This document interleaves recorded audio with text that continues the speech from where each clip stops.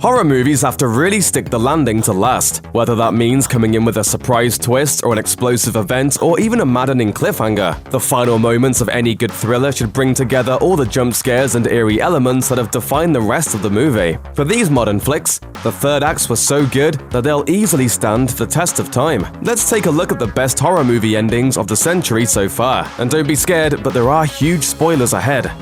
The Others. This atmospheric period film follows the Stewart family, a mom and her two kids who start to notice that their house is haunted. There's a couple roaming the hallways, a ghost boy hiding behind the curtains, and even a freaky blind lady lurking in the shadows. But when Grace and her children stumble upon a seance in the attic, they suddenly realize they're the ones who are deceased. Her daughter had been right the whole time about her mother's maniacal ways.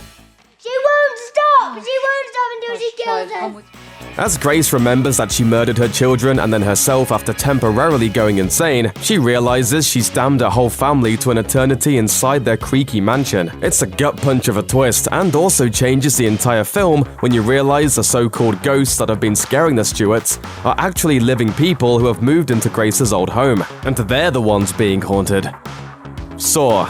These days, Jigsaw is one of the most famous bad guys to ever torture someone on the big screen. But in 2004, when the first Saw film hit theaters, audiences had no idea what the infamous serial killer actually looked like. In fact, for most of the movie, everybody suspected that Zepp was the psycho who abducted and chained up poor Adam in that bathroom dungeon. But after our hero bashes Zepp to bits, he discovers a cassette that reveals the hospital orderly was just another victim in Jigsaw's game. And as Adam begins to process this new bit of info, we watch in horror as a body which has been lying on the bathroom floor for the whole movie rolls up off the floor. Yep, this corpse is the killer himself, John Kramer, and when Jigsaw walks out of the bathroom, he leaves his latest victim chained to a pipe, parting with his trademark line. Game over.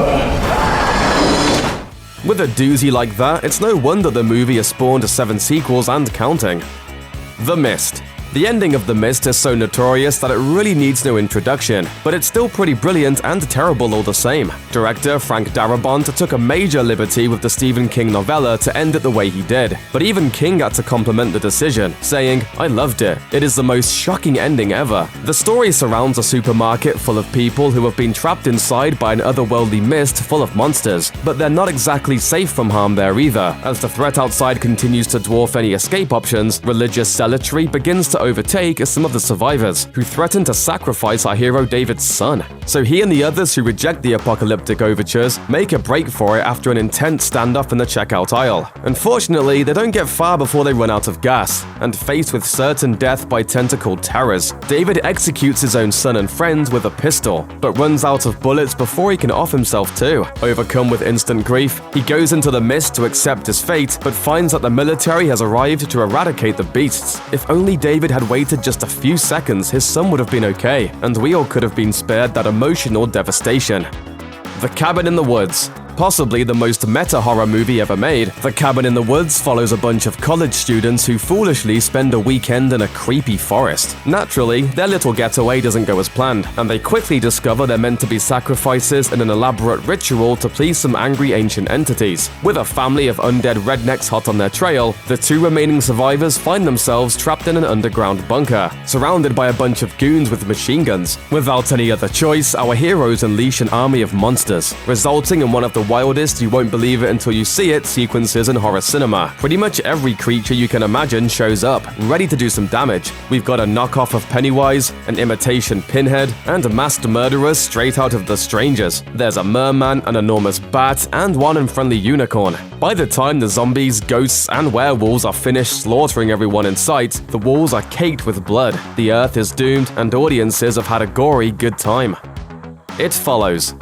It's hard to come up with a completely original movie monster nowadays, but It Follows combine the common societal fear of communicable diseases with traditional terror tropes to create something entirely new. Basically an STD on 2 legs, the titular It is spread via contact, and if you contract the curse, this enigmatic monster will mercilessly hunt you down, and if it gets you, it then goes after the person who gave you the curse, and so on forever. Sure, the creature moves pretty slowly, but this thing can take any form necessary to get close enough enough to end your life. And no matter what, it never stops following. Our heroine Jay does her best to fry the monster with every electrical device she can get her hands on. And just to play it safe, she gets down with her friend Paul, who then passes the curse onto a prostitute, just in case the thing comes back. And that leads us to the eerie image of Jay and Paul walking down a neighborhood street, with a man behind them in the distance. Maybe it's just a guy walking, or maybe it's the creature that can never die, coming back for round 2. Open endings are often too frustrating to withstand, but this one fits the theme of the film like a glove,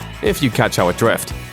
Get Out. A modern-day masterpiece, Jordan Peele's Get Out almost had a radically different ending. Originally, Peele planned on having his main character, Chris Washington, arrested after escaping the clutches of the mind-controlling family. Fortunately, the writer-director had a change of heart and crafted a new ending that left audiences cheering instead of crying.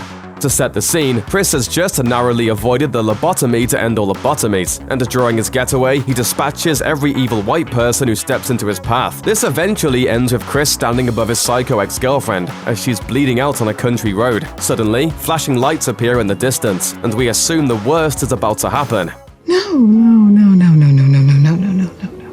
But instead of the law showing up to cart Chris away, who should step out of the car but Chris's best friend, TSA officer Rod Williams. As Rod takes Chris back to safety, everyone in the audience breathes a sigh of relief, knowing full well this kind of upbeat ending rarely happens in real life.